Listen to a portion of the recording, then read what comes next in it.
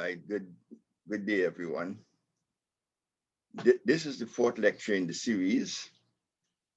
Last day we spoke about we had really looked at perhaps the most important figures in the development of Greek philosophical thought. We dealt with Socrates, the sophists, and so on, and then Socrates and Plato. Now, there's a lot more that we can say about Plato, but there are limitations to the program. And so today I want to move on to Plato's most celebrated student, and that was Aristotle. Plato had left a significant legacy behind. He had created what some refer to as the first university in Europe. He had established the academy. The word academy is a very familiar word in our own educational jargon. And very often it refers to an institution of learning, a tertiary level institution of learning. But he had left the academy, and when he died, some of his disciples took control of the academy, and that survived for a few hundred years, actually. And one of his most celebrated students was Aristotle. Aristotle attended the academy for 20 years.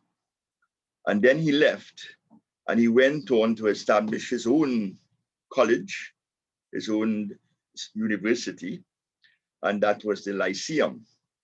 So later on, Aristotle established another such university also in Athens. Athens really became the home of learning and knowledge. And the word Lyceum survives in the French word lycée, right? Lyceum, lycée. And that's, I think, the French word for secondary school. So their contributions were really important contributions, and Aristotle left a large body of literature, just as Plato had left. And today we want to look at the Aristotelian legacy. Now, I remember when we were talking about Plato, I said that there's a general consensus that Plato was the greatest philosopher who ever lived. There, however, many people, perhaps even more people in some instances or at some periods in history, would regard Aristotle as the greatest philosopher who ever lived.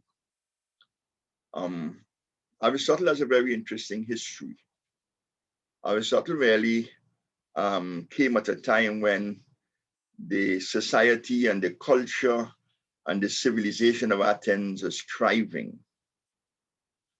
The Greeks had established a certain kind of cultural and intellectual ascendancy in the Mediterranean world. And just to the north of Greece, also a Greek country, Marathon, one Philip of Marathon, the king up there, and he had very, very clear imperialistic ambitions. He employed Aristotle to teach his son. So perhaps the most famous scholar in the world taught one of the most famous political leaders that history have ever seen. The son of Philip of Macedon was Alexander of Macedon. So Aristotle was the teacher of Alexander of Macedon. And some of you may be familiar with the history of Alexander, even through your church history.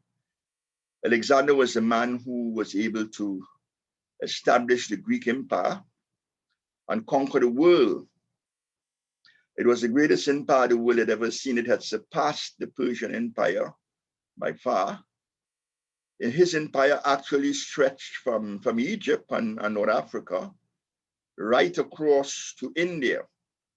He had been able to reach India, Afghanistan, and northern India. And it was a tremendous empire. Alexander was not only able to conquer these peoples, but to bring Greek culture into these places. And so it is believed that his teacher may have gone on some of the escapades or some of the travels of Alexander. When the armies were moving from country to country, it may well be that there is the thinking that Aristotle did accompany him on some of these trips. Certainly, what is evident in the writings of Aristotle is a compilation of knowledge that he most probably got from international sources. So the works of Aristotle are works that are really compiled from tremendous amount of data that had been gathered. And so that was able to put him in a very good position in terms of advancing, right, the project of knowledge that the Greeks were now providing leadership to. Now, Aristotle was a radically different thinker than Plato, although he had been a student in the Platonic Academy for 20 years, but he was a radically different thinker. And what emerged was an alternative philosophical worldview to the Platonic worldview, radically different worldview that opposed a number of things that Plato said, although it essentially was based on a Platonic system of ideas, a body of ideas that had been developed by Plato. What Aristotle was doing was that he was responding to these ideas, right? And Aristotle wrote a number of books. This is why I'm going to spend time referring to some of them today.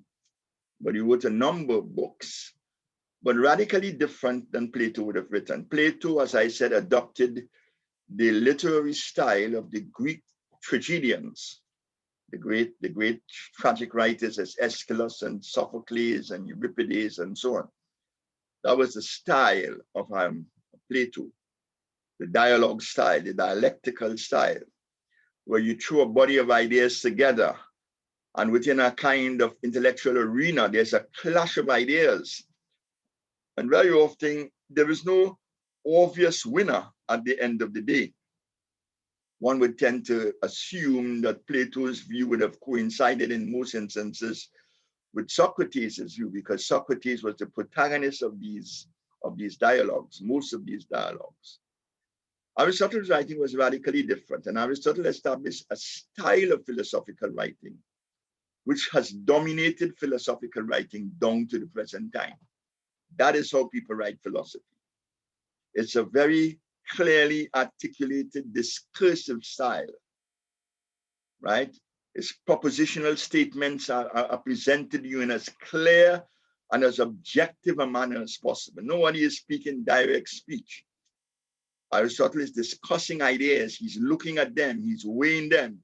He's critiquing them. He's considering what kind of contribution his predecessors made, analyzing those contributions and eventually arriving at fundamental conclusions. He wrote on almost every conceivable area, and he made a tremendous contribution to knowledge, which is a contribution that is lasting up to the present time. Aristotle, even when you read Plato, you read a number of beautiful dialogues, Symposium, the Meno, and so on. And although he has themes in many of them, he's talking about virtue, he's talking about knowledge, he's talking about pleasure, he's talking about justice, and so on. These are the kinds of themes that you find in the Platonic writings.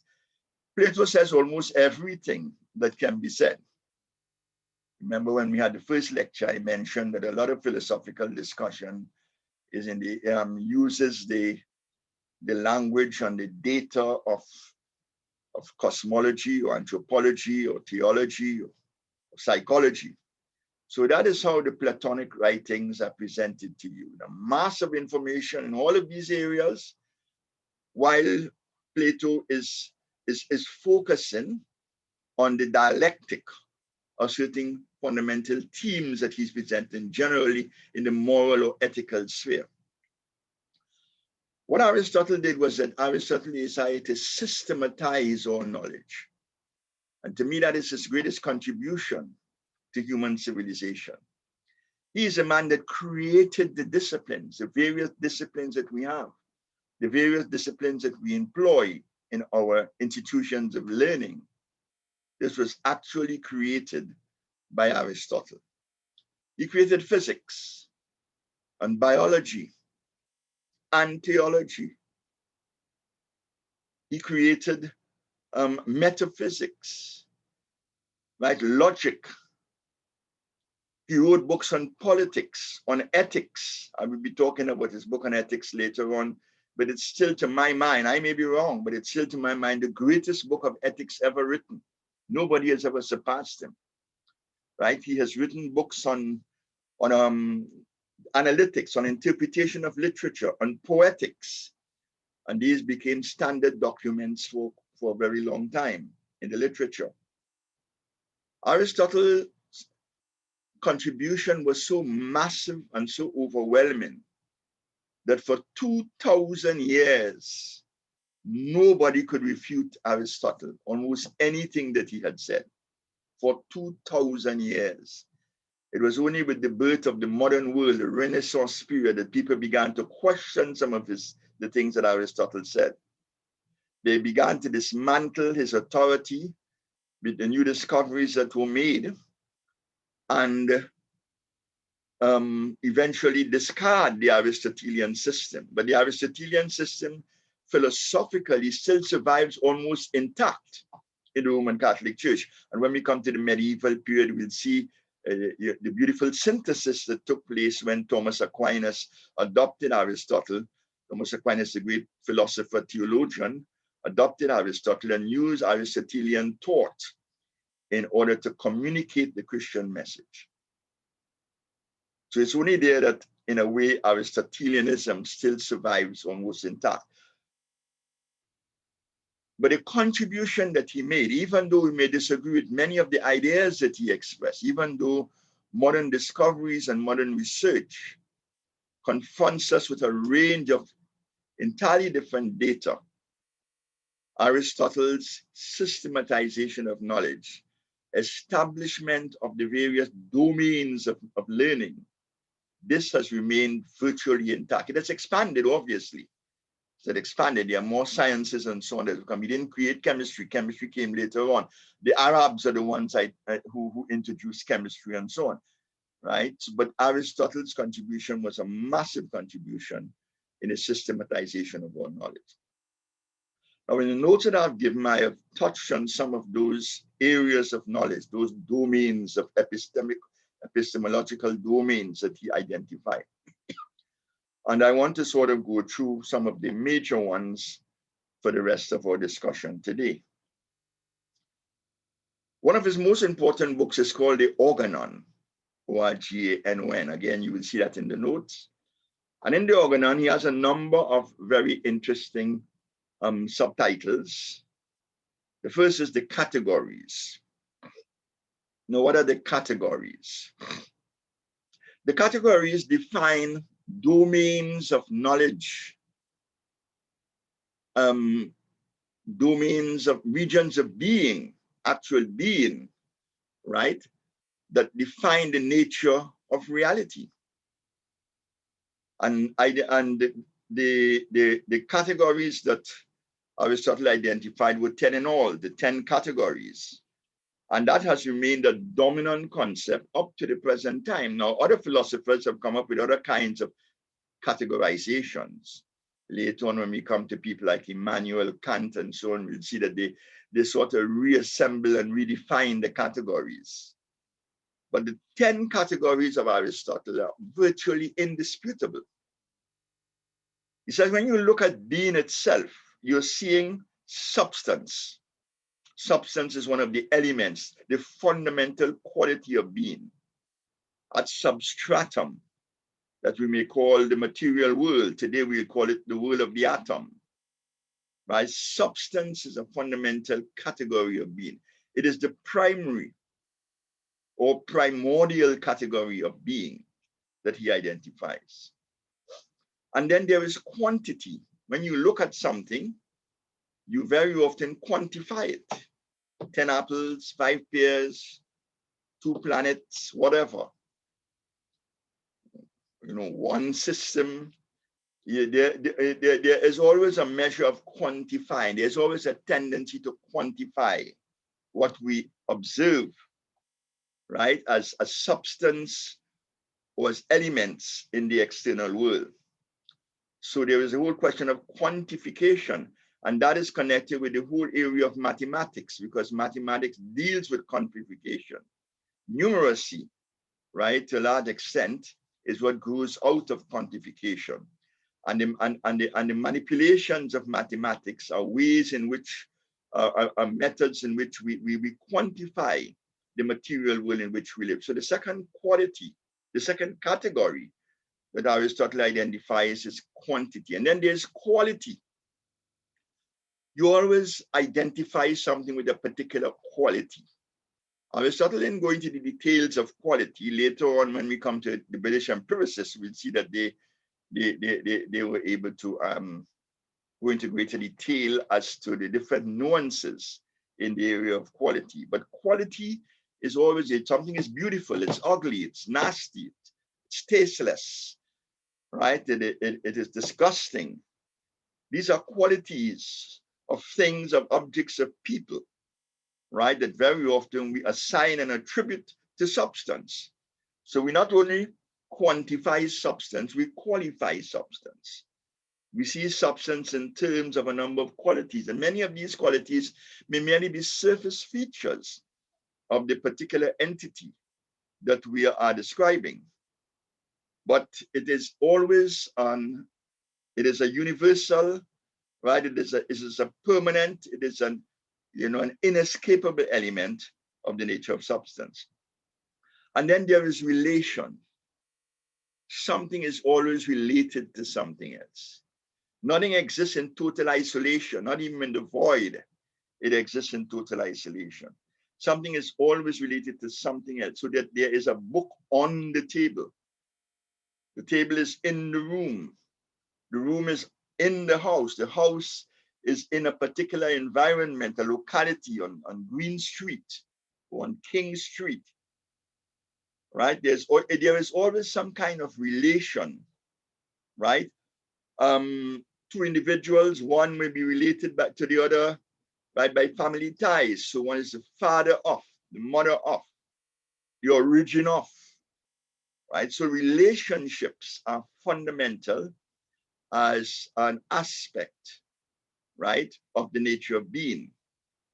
Relation, therefore, is one of the 10 categories. And then there is place. Something is always located in a particular place, right? And at a particular time. So place and time are primary features of substance, of entities in the world. It's either located in a particular place and it can be identified at a particular time, right? You talk about Aristotle, for example, and you said he was born in 384 and died in 322 BC, right? You associate him with a particular time. He was born in Athens. That's a particular place. So place and time are certainly very important categories of being. And then there is position. What's the position, right, of any particular object? Is it standing? Is it resting? Is it leaning? Position is always important. What is the state? Is it in a state of decay? Is it in a state of regeneration? Right? All of these are also qualities of substance, qualities of entities that are pervasive, that are inescapable. And then there is action. And action very often is the result of the activity of an entity that is alive, right? So the man walks, right? Sometimes even entities that are not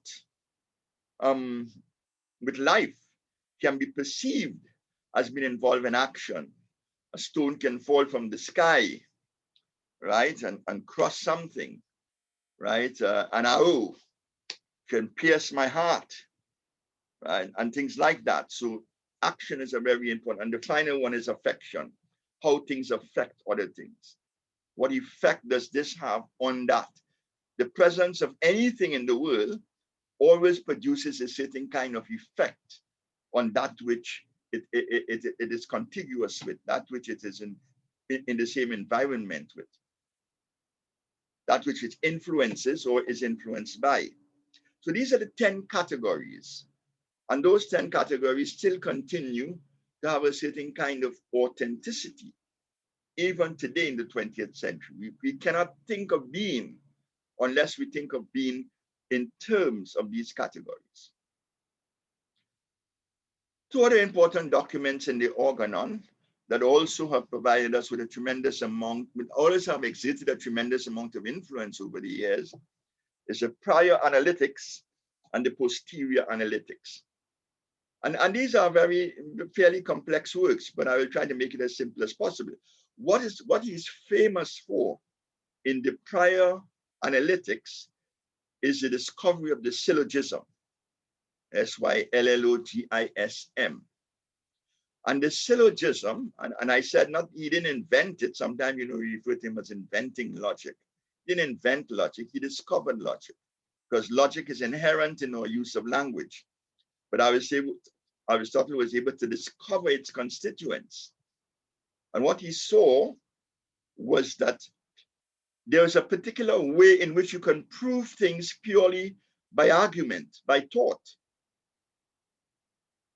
You can use deductive measures or a deductive process in order to demonstrate the truth of an argument without necessarily having any external validation. If I said that there's a pen on the table, I can easily validate that by lifting the pen from the table and showing you where it is or where it was previously located, right? That's a kind of ostensive definition, which I show you, and you have empirical evidence of it. But you can prove things without empirical evidence, and Aristotle showed that can be done in the way in which we employ language, the way in which we develop arguments. His syllogism has a triadic structure, right? It's a premise 1, followed by premise 2. And if you have premise 1 right and premise 2 right, then your conclusion in premise 3 is bound to be right. And a good example would be all men are animals. If you accept that premise that all men are animals, the second premise, John is a man. Therefore, John is an animal. Now that's inescapable. Once you accept the truth of premise 1 and premise 2, then the conclusion is a conclusion that you are bound to accept. It's logically correct. And that is why the Aristotelian syllogism, or what is called logic, logical reasoning, that is why mathematics has been able to appropriate it. And we have what is called symbolic logic today. You can actually use mathematical symbols in order to construct the syllogism. In Aristotle's days, he didn't subject it to a mathematical rendition. It was purely linguistic, right? And we still use it as a linguistic argument. But this is what the syllogism is central to Aristotle's concept of logical reasoning. And that became the dominant thinking in the West up to the present time. Up to the present time, that is how we argue. That is how law, right, is done in the law courts, right? That is the task of lawyers, is to develop syllogism. That is what the preacher does very often when he's preaching a sermon. He presents the data in a syllogistic fashion so that his conclusions will be accepted by the audience. That is what teachers do when they are presenting a subject matter to their classes, right? The syllogism defines the structure of our language and our arguments. And the syllogism, therefore, is central to systems of thought, certainly central to deductive reasoning. And we'll talk a bit more later on about deduction and induction. Aristotle, in the posterior analytics, also identifies a number of other features of thought, right? And he talked about principles of demonstration. How do you demonstrate something? Linguistically, that is, right? The notion of demonstration, the notion of contradiction. Contradiction is very important. If you want to determine how logical something is, an argument is, then if you encounter a contradiction inherent in the delineation of the thought, then clearly it is not logical. In connection with contradiction, he spoke about the law of the excluded middle, right? The excluded middle will be that which comes between the first thesis and the second thesis, or the first premise and the second premise, right? You move from one to the other. Every A is an A. No A is a B. The excluded middle would be something like an A can be a B. And he's saying that is unthinkable, that is impossible, right? So the law of the excluded middle, or the law of contradiction, identifies failings or identifies weakness, a weakness inherent in your construction of a syllogistic argument. And then there's enunciation, how you enunciate ideas, the clarity with which it ought to be done, right? How you enunciate propositions, the notion of the thesis, right? The notion of the axiom, right? You have axioms in mathematics. In mathematics, you have axioms which are very often presented as self-evident truths, right? Then you have the hypothesis and how hypotheses are dealt with. Hypothesis is very important in scientific investigation because the scientist often has to start with a kind of guesswork. He has to hypothesize and then pursue the data, right, to be able to validate his hypothesis. If he is not able to accumulate or to aggregate the data that would validate his hypothesis, then the hypothesis cannot stand. The notion of definition and structures of logical thought. He identified two forms of reasoning. The two forms of reasoning are reasoning a priori and reasoning a posteriori. And again, these words are in your notes. A priori reasoning would be deductive reasoning, and that's the reasoning of the syllogism. A posteriori reasoning would be inductive reasoning, and that's reasoning from established, observable elements or facts to a final conclusion, right? It's not deductive. You don't take an abstract hypothesis or premise to begin the line of reasoning. You look at an objective fact in the objective world. You want to determine whether all swans are white. You know why I use swans? Because we have no swans in Trinidad. But that's very often the example that is used, why all swans are white. So you check all the swans that you find here, and then you send a team out to the rest of the world to look for swans. And if all the swans that they find are white, then you can safely conclude that all swans are white. Now, if you find just one black swan and 1 million white swans, then you know the conclusion is wrong. All swans are not white because they are black swans. That is the process of inductive reasoning. That's the process of a posteriori reasoning, right? So he identified many of these things. He has written a book on the heavens. It's an interesting book, but it is in the book on the heavens that he identifies the 4 elements and the quintessence, the 5th element. The quintessence means the 5th element. That 5th element is nowhere to be found in this world, but it belongs to the world beyond, the world of the heavens. And for a very long time, because Aristotle accepted the notion of the four elements, remember that we encountered that earlier among the early Greek philosophers, the pre-Socratics. Once he established that became the orthodoxy, the scientific orthodoxy for the next 2,000 years. The quintessence, sometimes referred to as the ether by early modern astronomers and so on. He argued that the earth was spherical and at the center of the cosmos. And that's interesting. The fact that he said it was spherical, remember, that is not a common sense view. People always argue that if the world is a sphere, then people in Australia must be standing on their heads or something like that, or they are upside down. And in truth, in fact, they are, right? But we understand it now because we understand the nature of gravity. and that everything, in fact, Aristotle talked about that. Everything seeks the center of the earth. There's a certain kind of movement towards the center of the earth.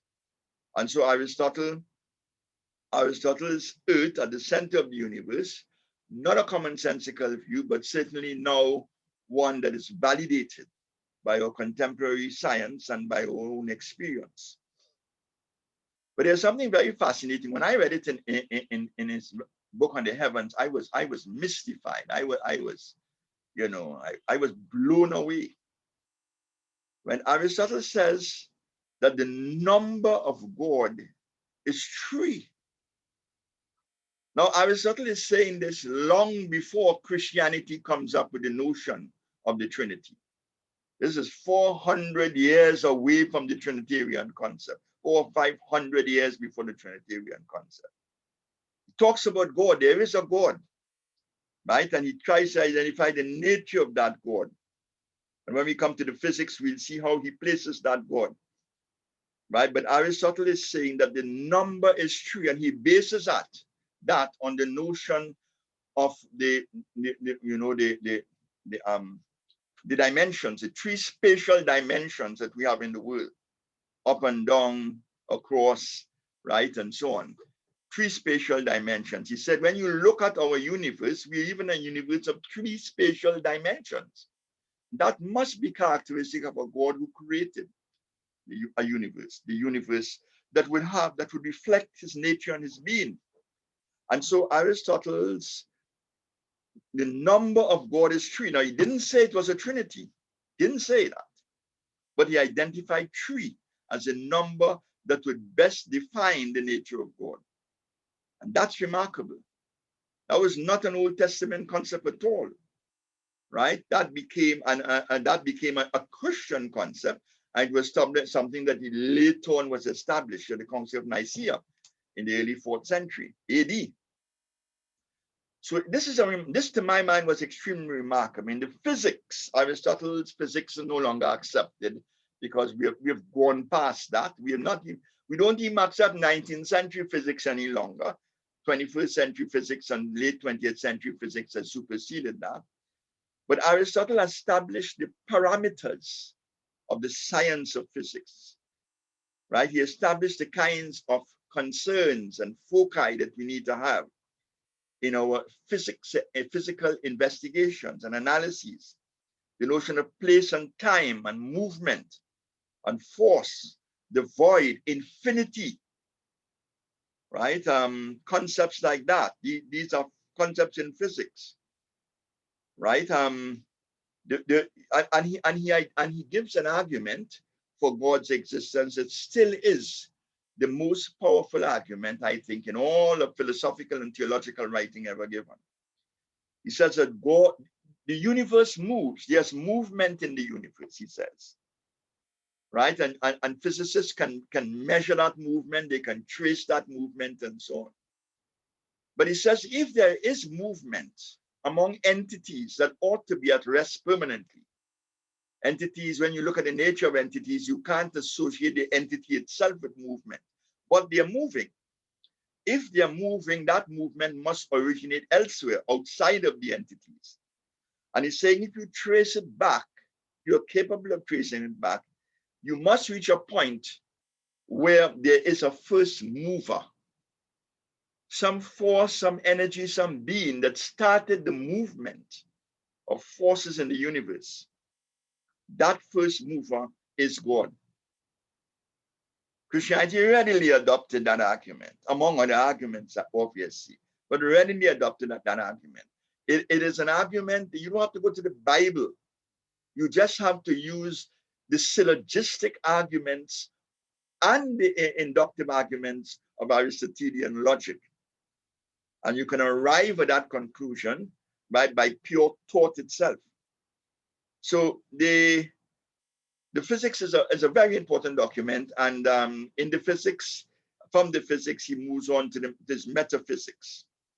Metaphysics, he defined the concept. He created the concept, that which is beyond physics. And here he's talking about a number of realities that you can't handle in the realm of physics directly. Very, very important in the metaphysics is this identification of the four causes.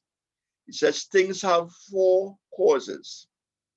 Now, one of the things that Aristotle disagreed with was Plato's ontological dualism. Remember that when we talked about Plato, we said that Plato believed that there was the intelligible realm of ideas and forms and a material realm of passing things, a realm of illusion, not the real world. The real world was the world of intelligible ideas and forms, the world that existed in the mind of God. So reality was split in two, right? What we have called later on spirit and matter. That's the Platonic view. Aristotle totally rejected that view. Aristotle said the world is one, right? It's essentially a monistic ontology that defines the nature of reality. But he says when it comes to form, form is merely a quality of material entities. Every material entity has a form. Otherwise, you wouldn't be able to talk about it, to describe it, to recognize it, to manipulate it. It must have a form. So form does not exist in an intelligible realm out there, imprinting itself upon the material world. Form is merely an element of the material world, of material entities in the world. And he sees form as one of the causes, right? The four causes of things. First of all, there's the material cause, that which the thing is made out of. You're making a table, right? How does the table come into being? It comes into being because there's wood. That's the material cause, right? So very important, the table is made out of wood. But it has to take a form if it is to be a table. I could end up making a bench or bed. But if I'm making a table, it has a specific form, and that form is also one of the causes, one of the factors that goes into the making of the table. Now, how is that table going to be made? That table is going to be made through an efficient cause. An efficient cause will refer to the way in which the table is constructed. I get together my saw and my nails and my hammers and so on, and I begin to put that table together. That's the efficient cause, the cause that brings it into being. And then there's the final cause, and that final cause cannot be ignored. Why is this table constructed? It is constructed so that ultimately I can sit with my family and we can eat our meals at that table. That's the telos, the final cause, the teleological cause of the table. Everything has four causes. Now, what is very interesting about that notion is that it was rejected again in modernity. People accepted the material cause and the formal cause, but they couldn't accept the final cause. Things couldn't have final causes, they felt. The reality was contingent, right? It had no purpose in itself. And therefore, there was no way in which the end result could determine the present constitution of any given object or entity in the world. But interestingly enough, in areas like biology and so on, people are beginning again to talk about the teleological cause, the telos, right? And when you understand, for example, things like the nature of the DNA molecule, the DNA molecule seems to have a telos. That seems to have, it has a script that determines how it's going to develop, right? First of all, within the womb, and later on, when it comes out, when it leaves the womb, and it's a separate entity in the world, how it's going to develop over time to become an adult. The adult status or nature of that being is the end product and seems to be a determining factor at every stage of the development of that entity. So the notion of the final cause is a notion that has in a way crept in into a number of our scientific, especially in areas like biology and so on, especially it crept into our scientific explanations, right? He talks about being and non-being, that being not only has potency and it not only has actuality and potency, but it certainly has possibility, right? So being itself is a very complex phenomenon, right? When you look at the being of an entity, You're not only seeing what it is, but you're also witnessing, perhaps not visibly, or you have to take a very long time to see that. You're also witnessing the transitions that will be taking place in it to lead it to a different state of being. It has a certain kind of potency to become, right? So there's actuality as opposed to potency. Aristotle's definition is really an amazing definition, right? Of the nature of in his metaphysics, right? And the four causes continue to stand out. And then he wrote on the soul. In fact, the birth of psychology is right there, right? And his writings on the soul are also very significant and very interesting, right? He sees life as originating movement, right? But one of the statements he makes about man is very interesting because it survived up to the present time. The only man who challenged Aristotle's notion of man as a rational animal. Aristotle is the man who said man is a rational animal, right? We said he's a zoologicon, right? The logical animal, the animal that can rationalize. What defines a human being is his reason. And that differentiates us from the animals. He says we share with the animals an instinctive life, and we share with the plants a vegetative life. And that's fundamentally correct. We have the cells of our body are similar to the cells that we find in plants. That's why we can eat plant food, right? So we share with plants a vegetative life. We share with animals an instinctive life. But what is peculiar to man is his rational capabilities. And so man is a rational animal. And as I said, it is only in the 20th century, late 19th, early 20th century, that anybody challenged that view. And that was Sigmund Freud, who said that, yes, man is a rational animal because he rationalizes.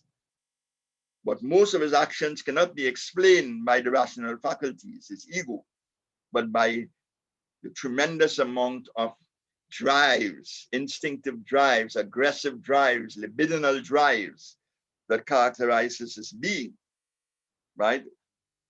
But the notion of man as a rational animal survived for quite a very long time, and Christianity appropriated it because Christianity saw in that concept the sense in which man still retains the image of God, the imago Dei, right? So that what clearly there was a fundamental distinction between the human and the animal. The final book that I want to, not the final book, let me refer to the others before this book. There's a Politics, again, a very famous book. He identifies all the various kinds of political constitutions, right? Monarchy and tyranny, right? Democracy and democracy, and he identifies these various aristocracy, right? These are various political constitutions that existed at the time in various city-states and nations around. And he analyzes them. There's a very interesting distaste on the part of both Plato and Aristotle for democracy. Democracy has become almost a religion today politically. Right? We feel that every society, every government must be democratic. But the Greeks who invented democracy, the leading Greek thinkers were very skeptical about democracy, right? But it's a very interesting document and still continues to be fundamental reading for anybody who's studying political science. And then there's the Poetics, where he analyzes the nature of literature. Now, very interesting is that Plato was very skeptical of literature. Plato said, he planned to ban all poets from his republic because he felt that the poets were telling untrue stories about the gods and they were inventing things and playing on people's imagination, and he wanted to create an ideal republic, and he banned the poets from it. Aristotle didn't agree with him at all. And Aristotle was trying to show the usefulness of poetry, right? That beautiful language can still be language that is useful, can communicate truths. I mean, anybody who reads Isaiah or Jeremiah will be convinced of that. Absolutely beautiful language, communicating tremendous truths, right? So Aristotle's Poetics justified, right, the production of poetry and the production of art.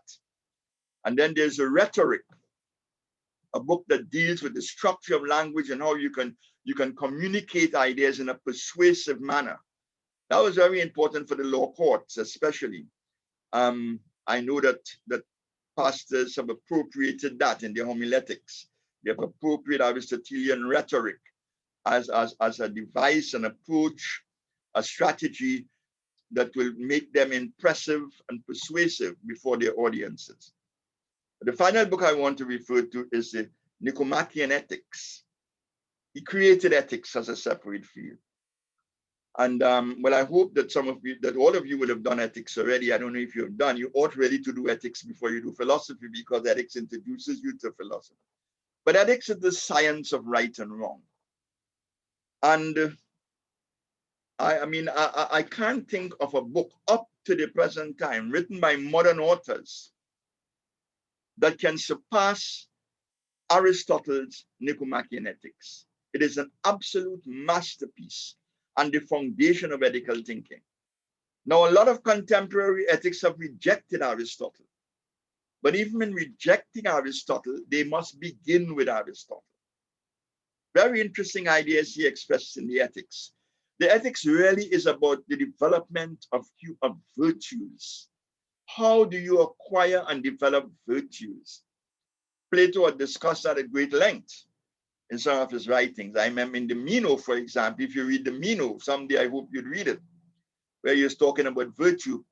You know, he's saying that virtue, he's not sure that virtue could be taught. It seems as if virtue has to be a remnant, a vestige of all that you could recollect from a previous life, and so on. He explores the nature of virtue. And then he comes up with the conclusion that virtue must be a gift of the gods. That's a very significant concept, because it seems to coincide with the whole Christian Pauline notion of sanctification, where sanctification is actually a gift of God. Right? But Meno discusses virtue from that standpoint. Aristotle is not concerned with that. It's a humanistic approach to it, and he's saying all human beings want happiness. How do we achieve that happiness? Through the acquisition of the virtues. And he identifies a range of them. Friendship is a virtue, right? Patience is a virtue. Wisdom, justice. These are all virtues. Courage and so on. These are virtues. And Aristotle discusses these virtues at length and talks about how we acquire these virtues. Very interesting aspect of the Aristotelian ethical system is that it's not dualistic. Traditionally in Christianity, our ethics is a very dualistic ethics. Something is either good or bad. Not in the Aristotelian system. It's a triadic system. So that what is acceptable is the happy mean, that which is in the middle, not that which is at the extremes. Right? In the dualistic system, one extreme is good and one extreme is bad.